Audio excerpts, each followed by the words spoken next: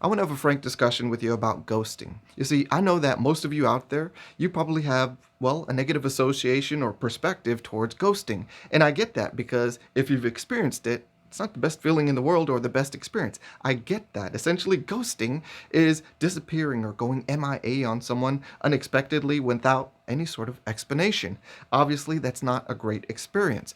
But if you're single, you know that it's part of being single. You can't escape it. And everyone, I mean, everyone has been ghosted. And I would be willing to bet that everyone has ghosted someone. So here's the thing, even though it's something that maybe we're all experiencing and we're all doing, we still have, for the most part, this negative association perspective towards ghosting that I feel isn't balanced. So in this video, what I want to do is share with you a different perspective, one that helps you better understand how ghosting, well, at times it might be necessary, even a good strategy and a good idea. How much do you owe someone? I want to get into that because if you're single, undoubtedly you're making a lot of connections online and in person. So it's important that you better understand this concept of ghosting and understand why maybe it might not be such a bad idea. For example, with online dating, ghosting might not be the world's worst idea because understand this. Online dating is a world, a game filled with so many opportunities. I mean, many more opportunities than, say, your real world experiences. We can acknowledge that, right?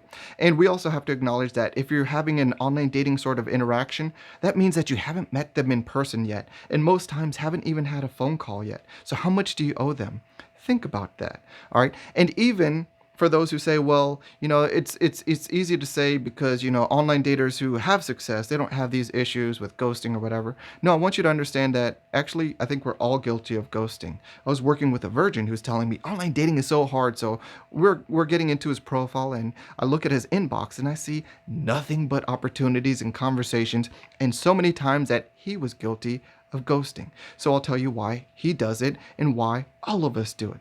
Because with online dating, with those numbers and opportunities, it would be so intensive in time, effort, and energy to let everybody know every time we lost interest and an explanation why, that we don't want to do it. We want to skip it. We'd rather just move on. It's easier to move on. And you know also why it's easier?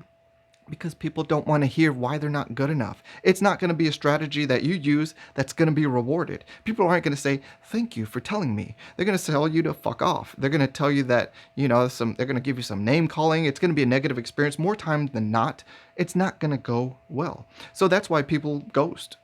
We need to acknowledge that. And the same sort of thing happens with, say, a texting relationship where it's just texting. So it's not meeting in person. So, sort of the same thing as online dating where you haven't met in person and you just have this relationship that exists over, well, a texting platform. How much do you really owe someone? Even if you've given them your number, like you can think of ghosting as, well, a strategy that you should consider if you lose interest. Because, again, not everybody wants to know when and why you lost interest, all right? Sometimes not telling somebody the full truth can be the right move.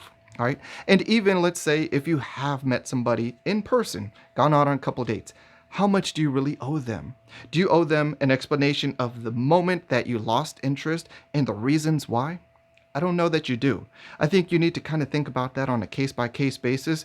But ghosting someone in that scenario, I think you really have to consider, how much do I really owe this person? But isn't ghosting someone rude, inconsiderate, and mean? Well, yeah, sometimes it is. But it's sometimes ghosting someone isn't that. It's the better strategy. It is appropriate, and it is something that someone would prefer. It can even be a win-win for both parties. We need to understand about ghosting that a lot of times we humans tend to say one thing but actually do another, and we don't realize that about ourselves. So it takes this level of awareness that we may or may not have. But what I need to share with you is that not everybody wants the truth, all right? Not the full truth. We need little white lies. We need people to ghost us once in a while, because what we don't need is all these repeated reminders of why we're not good enough in explicit detail. I don't need someone to tell me every time when they reject me and exactly why. And you don't either. And neither does anyone else, all right? We can handle the ghosting once in a while. Sometimes we have to consider that, yes, it is mean, inconsiderate, and rude. But other times, it's better, it's nicer, and it's more considerate, and it's a better play. Sometimes, just ghosting someone is the kinder thing to do. It's a win-win. So we need to look at it from both perspectives because it depends on the situation, but it's not just universally bad, and it's not universally good either. Now, you might be thinking, but if I ghost someone, won't that deny someone the opportunity for me to tell them what's wrong with them, so that they can work at it and improve for the next time? Well, I hear you because you're coming from a place of good intentions. But understand, good intentions don't necessarily result in a good outcome. You really have to think about this from a very large, broad perspective, taking all things into account. For example, you have to think about, am I in the wrong here? Because if you're going to point the finger, you have to make sure that you're not having any blame yourself. How confident and certain are you in that? If you're going to tell somebody the unfiltered truth about why you're rejecting them, you better be right. And what makes you so confident and certain that you're the expert, that your assessment is correct, that you're right, and not only right, but you're right to tell them?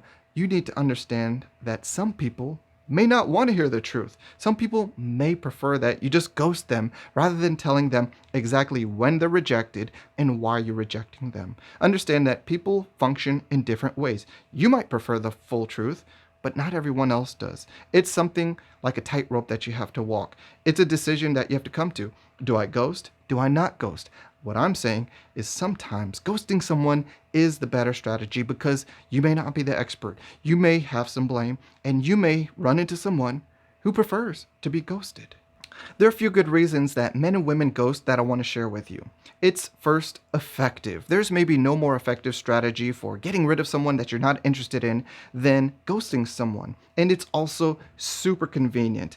It's also super easy. So much so that very little skill is required, maybe a little bit of self control, but very little skill is required to execute and implement a ghosting strategy. And also, regarding ghosting, we have to understand that it is probably the least confrontational way of moving on from someone. Now, that won't always work, but it is the least confrontational way of moving on.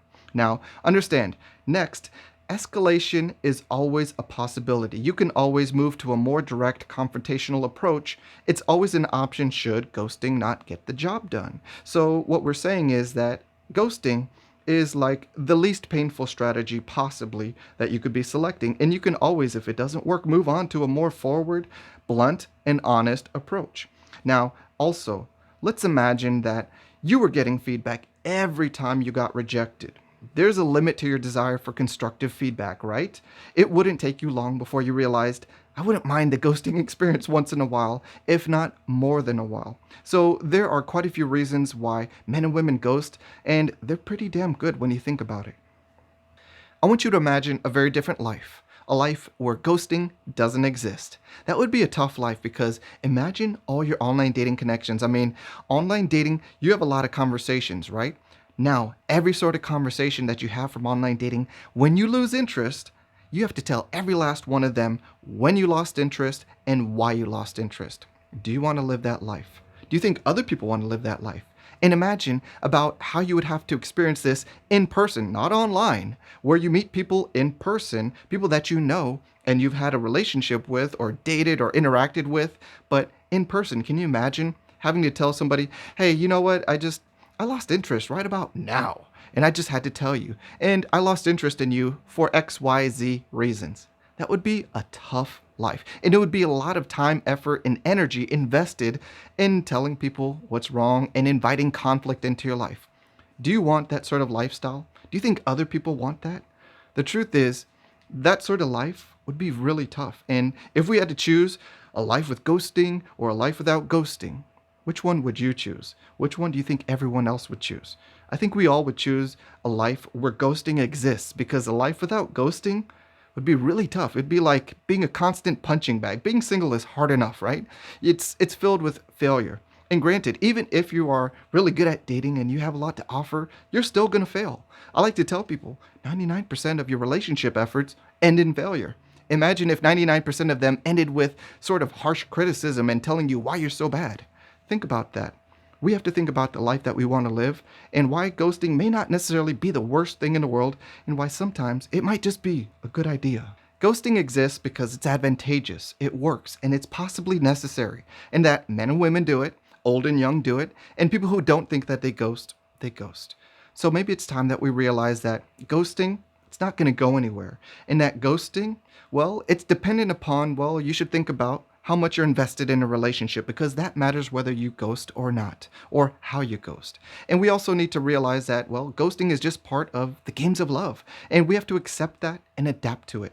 And last, I'll say that we have to recognize that we do have a responsibility, if we're playing these games of love, to be the adult, all right? We have to be mature and figure out on our own whether we should ghost or not ghost. But it's our responsibility to not just think that ghosting is always bad or ghosting is always good.